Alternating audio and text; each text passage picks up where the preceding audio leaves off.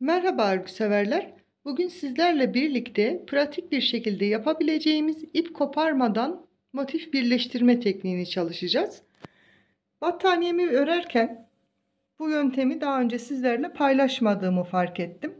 Videomun bir tanesinde panço şal örerken hanım dilendi motifleriyle ip koparmadan motif birleştirme tekniğini çalışmıştık. Ancak bütün kenarları trabzanlarla örülen bu şekilde motifleri nasıl ip koparmadan kolaylıkla birleştiririz? Böyle bir videom olmadığı için sizlerle de bu bilgiyi paylaşmak istedim. Battaniyemin motifleri çok beğenildi. Instagram'da paylaştığım zaman da çok soruldu, çok beğenildi.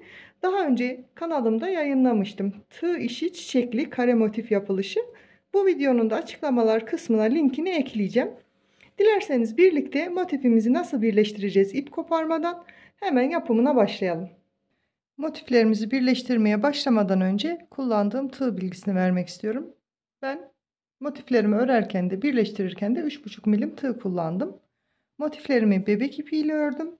Siz istediğiniz herhangi bir iplikle örebilirsiniz. Koton iplikleri olur, bebe iplikleri olur. Bu sizin tercihinize kalmıştır. Hemen birleştirmeye başlayalım. Önce ilmeğimi sabitledim. Herhangi bir köşesinden başlıyorum. Tığıma ipimi doladım.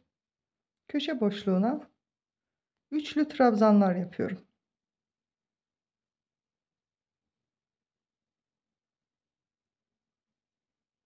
İki tane üçlü trabzan yaptım ve sonrasında trabzanın tepesine gelerek örüyorum. Burada üç kenarını da trabzanlarla dolduracağız. Yani 1, 2, 3 kenarını doldurup daha sonra diğer motifle birleştireceğiz.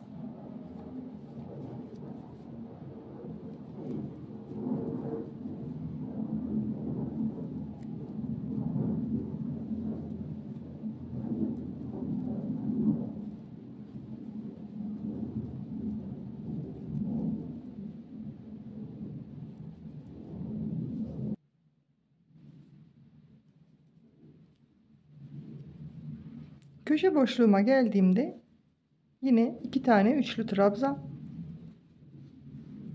3 zincir ve yine aynı boşluğun içine iki tane üçlü trabzan örüyorum.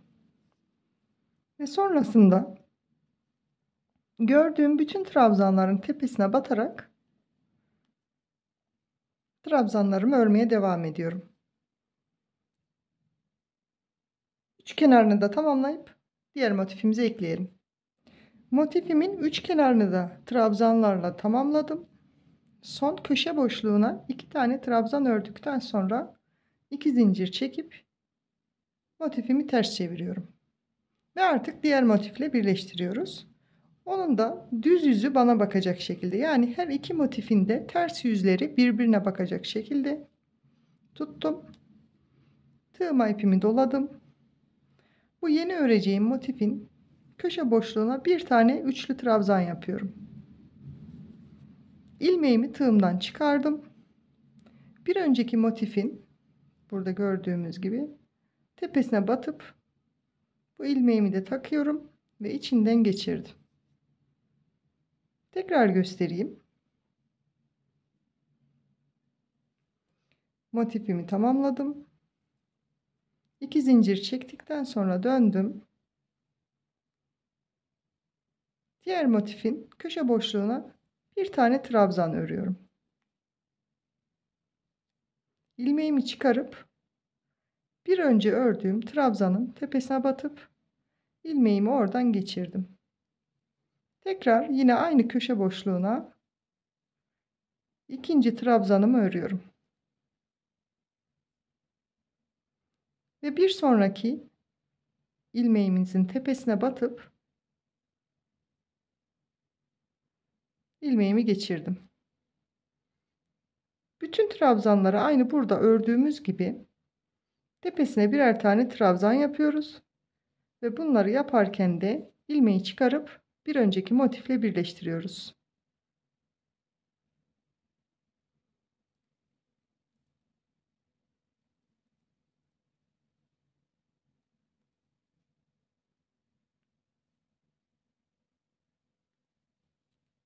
Her ilmeğin üzerine birer trabzan örüyorum. Görüntüsü de bu şekilde oluyor.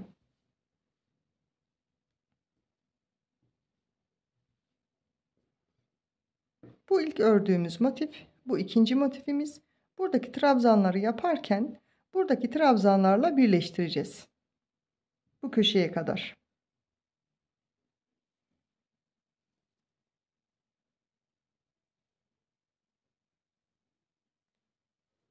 Yine trabzanımı ördüm.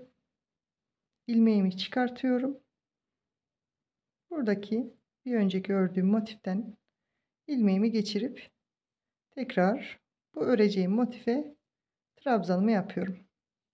Bu şekilde köşeye kadar gelelim. Köşeye kadar geldim. Son ilmeğimi de birleştirdim. Şimdi köşe boşluğuna bir tane trabzanımı yapıyorum. Yine aynı birleştirmemize devam ediyoruz. İkinci ilmeğimi de ördüm. Ve buradaki son ilmeğimle birleştirdim. Ve köşemizi de tamamlamış olduk. Şimdi bu köşeyi de birleştirme yapmamız için bir zincir çektim. Ve bu boşluğa tığımı geçirip 2 zincirle kilitliyorum. Ve sonrasında yine köşe dönüşümü tamamlıyorum. 2 trabzan örerek köşemi tamamladım. Ve burada da yine bütün ilmeklerin üzerine trabzan örerek devam ediyorum. Nereye kadar? Bu ilk sıramızda motiflerin 3 kenarını da ördükten sonra diğer motifi eklemeye başlıyoruz. Onu da hemen ikinci motifimi de getireyim. Ne yaptık? İlk motifi buradan başladık. 3 kenarını ördükten sonra ikinci motifimizi ekledik ve bu sırayı örerken birbirine ekleme yaptık. Şimdi diğer kalan iki kenarı da birleştirdikten sonra üçüncü motifimizi eklemeye başlayacağız. Ben sıramı tamamlayayım. Diğer motifi birlikte ekleyelim. Motifin diğer kenarlarını da tamamladım. Şimdi yeni motifimizi ekleyeceğiz. Ne yapıyorduk? Köşede 2 trabzan ördükten sonra 2 zincir çekip motifin arka yüzünü döndürüyorduk. Ve yeni motifimi aldım. Her iki motifin de ters yüzü birbirine bakacak şekilde birleştiriyoruz. Köşe boşluğuma ilk trabzanımı ördüm. İlmeğimi çıkartıyorum. Buradaki trabzanın tepesine batıp ilmeğimi geçiriyorum. Tekrar yine köşe boşluğuna yaptığım ikinci trabzanımı örüyorum ve bir diğer trabzanın tepesine battım. Bu şekilde bütün trabzanları birbirine ekliyoruz.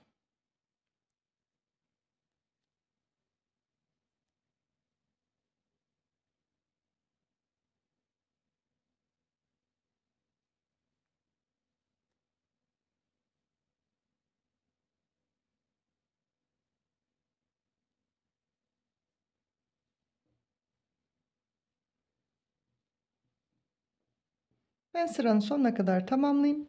Bir üst sıraya nasıl geçiyoruz? Birlikte devam edelim. Bütün trabzanların tepesinden birleştirme yaparak köşeye kadar geldim. Bir zincir çekiyorum.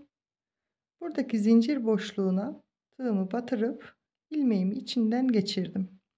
Ve 2 zincirle yine aynı köşe noktasına 2 tane trabzan örüyorum. Ve yine gördüğüm bütün trabzanların tepesine birer tane trabzan örerek devam ediyorum. Şöyle bu sırayı anlatayım. Ben 3 motif üzerinden size birleştirmeyi göstereceğim ama siz yatak örtüsü, battaniye, kırlent ne örüyorsanız kaç tane motife ihtiyacınız varsa tıpkı burada yaptığımız gibi yanına ilave ederek devam ettirebilirsiniz. Ben sadece 3 motif üzerinden göstereceğim için bu sıradan sonra artık üstüne nasıl ekleme yaparız? Bir üst sıraya motifimizi nasıl ekleriz onu göstereceğim. Ama motifin boyuna kadar yani 10 motif öreceksinizdir ya da 8 motifle devam edeceksinizdir. İlk sırada hep 3 kenarını ördükten sonra yeni motif ekliyoruz. Ama ikinci sıraya geçeceğimiz zaman yani artık 8, 10, 5 kaç tane motif ekleyeceksek bunları ekledikten sonra Artık bir üst sıraya geçmek için motifin 3 kenarını değil, sadece bu kenarını yaptıktan sonra bir üst motifi ekleyeceğiz. Bunun için de ben sırayı tamamlayayım. Bir üst sıraya birlikte geçelim.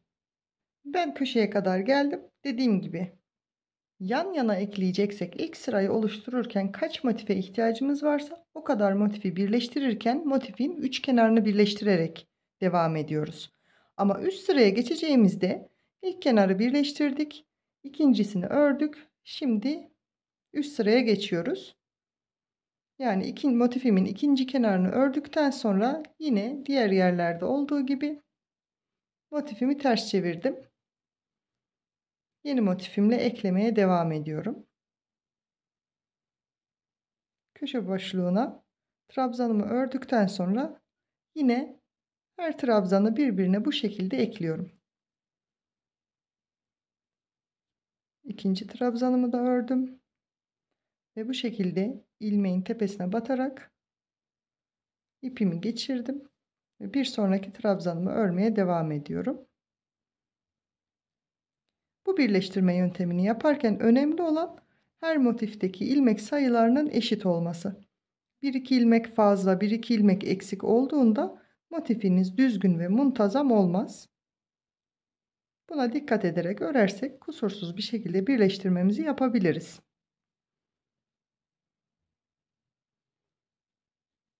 Yine ben burada köşeye kadar birleştireyim. Şöyle görüntüsünü de göstereyim size tekrar.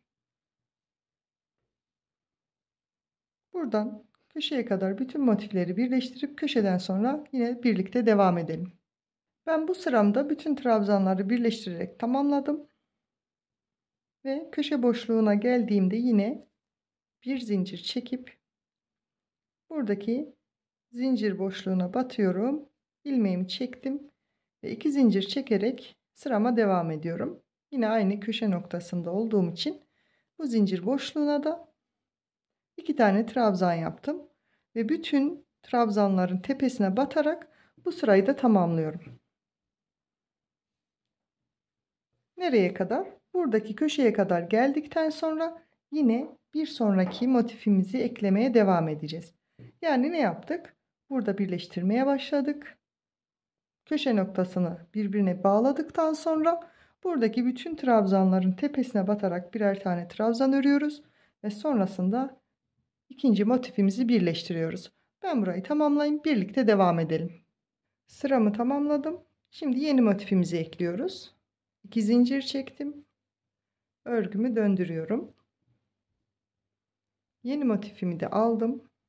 Yine diğer motifleri birleştirirken olduğu gibi trabzanımı örerek başlıyorum. Aslında buralar diğer motifleri birleştirirken yaptığımızdan bir farkı yok. Sadece 4 motifin birleştiği, kesiştiği köşe noktası önemli burada olan.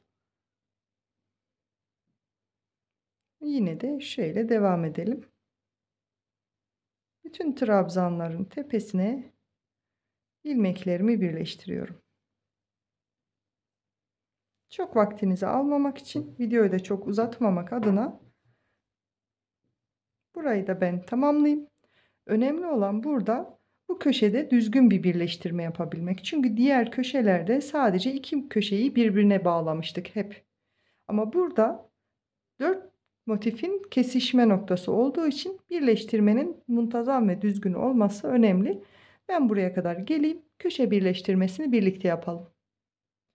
Buradan başlayıp motifimi birleştirmeyi devam ettirdim ve son ilmeğime geldim. Köşe boşluğundaki son trabzanımı da ördükten sonra burada kalan son ilmeğimle birleştirdim. Ve bir zincir çekiyorum. Bildiğiniz gibi bütün motifleri birleştirirken bir zincir çekip köşe boşluğuna birleştiriyorduk. Yine aynı şekilde devam ediyorum. Ve bir zincirle kilitledim. Şimdi diğer motifleri hep tek kenardan birleştiriyorduk. Şöyle açıp göstereyim. Hep tek köşelerinden birleşti. Burada da gördüğünüz gibi. Ama burada hem buradan hem buradan birleştirme yapacağımız için bu köşede de birleştirme yapmamız gerekiyor. Bunu da nasıl yapacağız? Burada bizim 1, 2, 3 ve bu öreceğimizle birlikte 4 köşemiz var. Biz buradan birleştirmeye geldik. Buradaki motif köşesinden birleştirmemizi yaptık. Bu gördüğünüz boşluğa dokunmayacağız. Çünkü bunu daha önce birleştirdik. Bu motifleri birleştireceğimiz için bu örmeye devam edeceğimiz motifin köşesinden birleştireceğiz. Yani bu kenarı örerken bu motifle birleştireceğimiz için bu motifin köşesinden birleştirme yapacağız. Ne yaptık? Son trabzanımızı ördükten sonra bir zincir çekip buradan ilmeğimizi geçirdik ve bir zincirle kilitledik. Tekrar ilmeğimi çıkarıyorum. Buna değil, buradaki köşe boşluğuna tığımı taktım. İlmeğimi geçiriyorum. 2 zincir çektim ve bu elimde örmüş olduğum motifin köşe boşluğuna trabzanımı ördüm. İlmeğimi çıkarıyorum.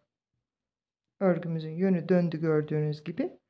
Bu birleştirme yapacağım kenardaki trabzanla birleştirmeme devam ediyorum. Tekrar köşe boşluğunun ikinci trabzanını da ördüm. Bir sonraki ilmekle birleştiriyorum. Ve artık diğer motiflerde de olduğu gibi bütün trabzanların tepesine birer tane trabzan yaparak birleştirmemize devam ediyoruz. Hemen şimdi açıp nasıl göründüğünü de göstereceğim. Aslında çok kolay bir yöntem ama ilk motifleri birleştirirken biraz aklınız karışabilir eğer bu yöntemi hiç denemediyseniz. Ama bu yöntemle ördükten sonra artık başka türlü motif birleştirme yapmak istemeyeceksiniz.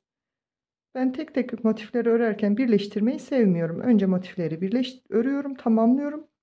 Sonra da ip koparmadan birleştirme yöntemiyle bütün motiflerimi tamamlıyorum, birleştiriyorum. Şimdi hemen tekrar göstereyim. Gördüğünüz gibi köşe boşluğumuzda köşe birleştirmemizde çok güzel oldu. Ne yaptık? Motifimizi birleştirirken buradan geldik. Bu iki motifi birbirine ekledik. Sonra buna ekleme yaptıktan sonra bir zincir çekip hemen bu karşısındaki örmeye devam edeceğim, birleştirmeye devam edeceğim motifin köşesiyle de birleştirip motifimi tamamlıyorum. Bu köşeye de gelelim. Bir sonraki motifimizi de birlikte ekleyelim. Köşe birleştirmemizi yaptıktan sonra motifimi birbirine ekledim ve bir zincir çekiyorum. Buradaki köşe boşluğundan da birleştirmemi yaptım. Ve 2 zincir çekip yine aynı yuvanın içine 2 trabzanla devam ediyorum. Ve yine bütün trabzanların üzerine birer tane trabzan örerek sıramı tamamlıyorum. Bu sırayı da tamamladıktan sonra yeni motifimizi ekleyip sıramızı tamamlayacağız. Sıramı tamamladım. Şimdi yeni motifimi eklemeye başlıyorum. Her zaman olduğu gibi 2 zincirimi çektim. Örgümün ters yüzünü döndürüyorum. Yeni motifimi de aldım.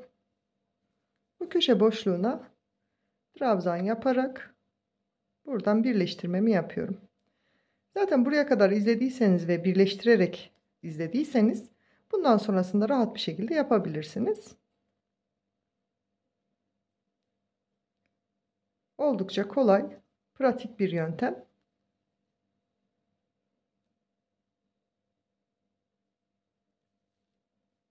Ve yine her zamanki gibi bütün trabzanların tepesine birer tane örerek birleştiriyoruz. Nereye kadar? Ve tabi bu sıramızın son motifi. Yine köşe noktasına geldiğinde birlikte birleştirelim. Sonrasında devam edelim. Ben sıramı tamamladım ve bütün motiflerin kesiştiği köşe noktasına geldim. Nasıl yapıyorduk? Bir zincir çektim. Birleştirmeye devam ettiğim motifin köşesinden tığımı geçirdim. Bir zincirle kilitledim. Ve birleştirmeye devam edeceğim motifin köşesinden de tığımı geçirdim. İlmeğimi kilitliyorum. Bir zincir daha çektim. Hem örüp hem de motifimi birleştirmeye devam ediyorum. Nereye kadar? Şöyle göstereyim. artık yine tekrar bir üst sıraya geçeceğiz. Köşemizi birleştirdikten sonra buradan birleştirmemizi yapacağız. Bu kenara geleceğiz. Yine köşe boşluğuna bildiğiniz gibi 2 trabzan, 3 zincir ve 2 trabzan şeklinde örerek artık sıramızı kapatıyoruz. Yani örgümüzün yönü şu şekilde. Buradan motifimizi birleştirerek geldik. Buradan köşemizi birleştirdikten sonra burayı birleştiriyoruz. Bu kenarı örüp buraya kadar geliyoruz. Yani bu sırayı artık hiçbir motifi birleştirmeden sırayı kapatıp daha sonra üçüncü motifimizi birleştirmeye başlayacağız. Ben bu kenarlarını öreyim ama bu kısımları yine birlikte yapalım. Buralarda çünkü küçük birer detay var. Köşeleri tamamlamamız gerekiyor. Sonra yine motiflerimizi birleştirmeye birlikte devam edelim. Bildiğiniz gibi buradan birleştirmeye başlamıştık. Buradan da devam ettik. Ve artık bu sırayı kapatacağız ve 3. sıra motifimizi eklemeye başlayacağız. O yüzden de bu sırada hiç birleştirme yapmadan sıramızı kapatmamız gerekiyor. Ben bu kenarları yaptıktan sonra köşeye kadar geldim. Bu kısmı da sizlerle birlikte tamamlayalım. Yine köşe boşluğuma 2 tane trabzan örüyorum. Normalde bildiğiniz gibi alt köşelerde ya da bu köşelerde 3'er zincir çekiyorduk. Bu kez 2 zincir çektim. Ve bu ilk birleştirme yaparken oluşan boşluğun içine tığımı geçirdim ve kaydırmayla kapatıyorum. Gördüğünüz gibi köşeyi tamamlamış olduk. Tekrar 2 zincir çektim ve buradaki zincir boşluğuna trabzanımı örerek devam ediyorum. Her zaman olduğu gibi 2 trabzan ördüm ve bütün trabzanların tepesine örerek devam ediyorum. Ve burada da gördüğünüz gibi ne yaptık? Köşe boşluklarımızı tamamlamış olduk. Ben bu şekilde sıramı tamamlayayım. Bir üst motife geçerken yine birlikte devam edelim. Ben sıramı tamamladım. Buradan geldik. Sıramızı tamamladık. Ve ne yapıyorduk? Yine burada da yaptığımız gibi 3. motifimizi de buradan eklemeye devam edeceğiz. Nasıl yapacağız? Buradan birleştireceğiz. Bu kenarıyla birleştirdikten sonra ikinci kenarını ördükten sonra yine buraya yeni bir motif getireceğiz. Bu sırayla, yani bu sırada yaptığımız işlemle aynı olduğu için ben videoya daha fazla devam etmek istemiyorum. Çünkü çok fazla uzatıp sizi de sıkmak istemiyorum. Ama bu sırada nasıl birleştirdiysek bundan sonra artık ördüğünüz proje her neyse onu tamamlayana kadar aynı işlemleri yapıyoruz. Sadece ilk sırada farklılık vardı.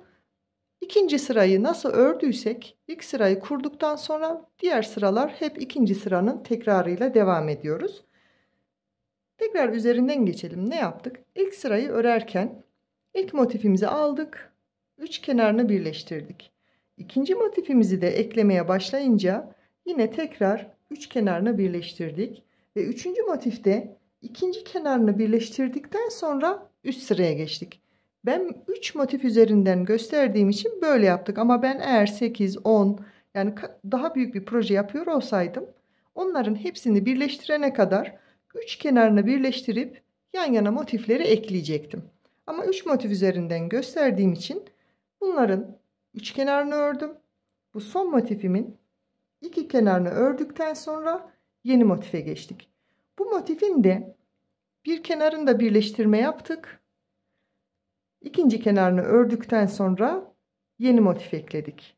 Ve bu şekilde tamamladıktan sonra en son sıramızı tamamladık. Ve artık projeniz her neyse, yatak örtüsüdür, kırlenttir, hırkadır ki hırkalarda da bu yöntem çok kullanışlı oluyor. Bu sırayı da tamamlayacağız. En son altını da tamamladıktan sonra örtümüz bitmiş olacak. Bu motifleri birleştirirken eğer yönü neredeydi, hangi motifi birleştiriyordum diye aklınızda karışacak olursa bu ilk başladığımız yer bize bakacak. Yani bu aşağıda durduğu zaman, böyle sizin sağınızda aşağıda durduğu zaman örgünüzün yönü bu tarafa doğrudur. Bu da size bir püf noktası olsun. Ben bu sıraları da tamamlayayım. Daha sonra videomuzu kapatalım. Ben diğer kenarları da ördüm, tamamladım ve başlangıç noktama kadar geldim. Ve nasıl bitireceğimizi göstereceğim şimdi. Burada ilk birleştirmeye başladığımız köşe. Yine köşe boşluğuna 2 tane trabzan ördüm. 3 zincir çektim. Bu ilk başladığımız trabzanın tepesine kaydırma yaparak motifimi birleştiriyorum ve bir zincir çekip ipimizi kesiyoruz. Görüntüsü bu şekilde. Evet, motifimizin birleştirmesi bu şekildeydi. Eğer videomu buraya kadar izlediyseniz videomu beğenip kanalıma abone olmayı unutmayın. Yorumlarda fikirlerinizi, düşüncelerinizi bekliyorum. Bir sonraki videoda görüşmek üzere. Hoşça kalın.